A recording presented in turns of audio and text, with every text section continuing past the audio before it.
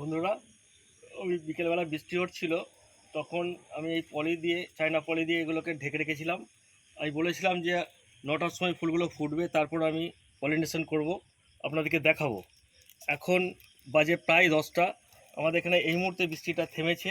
আমি এই জন্যে এখন পলিনেশন করে আপনাদেরকে দেখাচ্ছি। আমি এটা এবার খুলতে যাচ্ছি।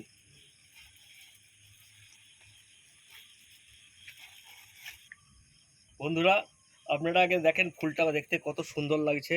হ্যাঁ, খুব ভালো লাগছে। ফুলটা দেখতে এত ভালো লাগে যে এটা ফুলটা অনেকক্ষণ, মানে যে 2 দিন 3 দিন থাকবে সেরকম ব্যাপার নয়।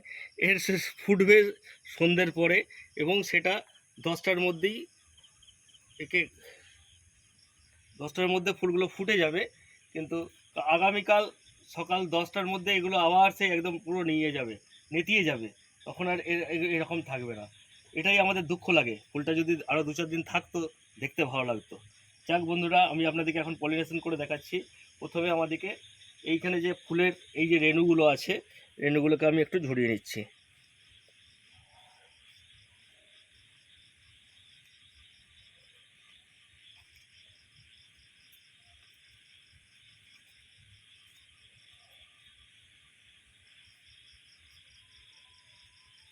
এই দুটো ফুলের রেণুকে আমি একসঙ্গে ঝরিয়ে নিলাম।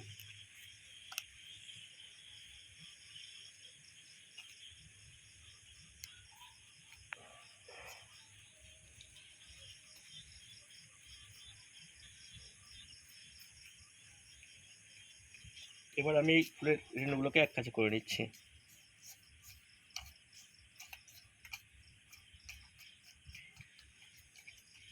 এবার আমি এখানে এই গর্ভচক্রগুলোতে লাগিয়ে দিলাম।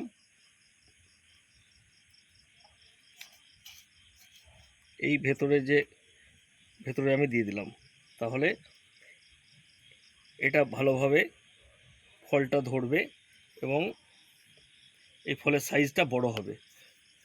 যদিও এটা সেলফ পলিনেটেড, নিজে থেকেই হয়ে যায়, তবুও এটাকে পলিনেশন করে দিলে এটা অনেক ভালো সাইজ হবে।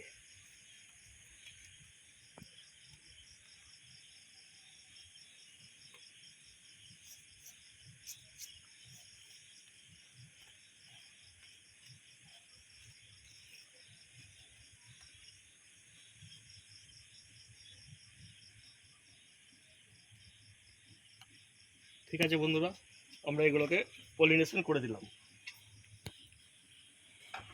এরপর আবার রাত্রে বৃষ্টি হতে পারে বন্ধুরা। আমি এই জন্যে এগুলোকে আবার এই পলিনেশন করার পরে এগুলোকে আবার বেঁধে দেবো। তবে কালকে যদি বৃষ্টি হয় তাহলে এটাকে দুপুরের আগে খুলে দেব, আর যদি বৃষ্টি না হয় তাহলে সকাল 9টা 10টার সময় খুলে দেব।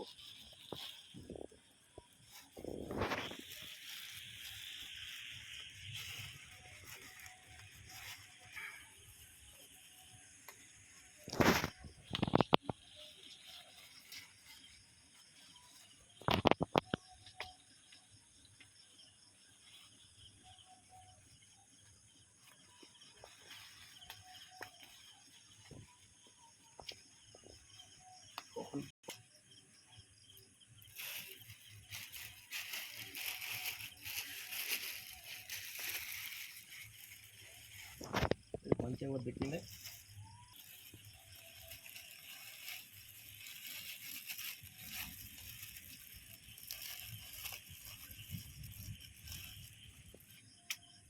বন্ধুরা, আমার এই পলিথিন দিয়ে এগুলোকে ঢেকে দেওয়া হলো।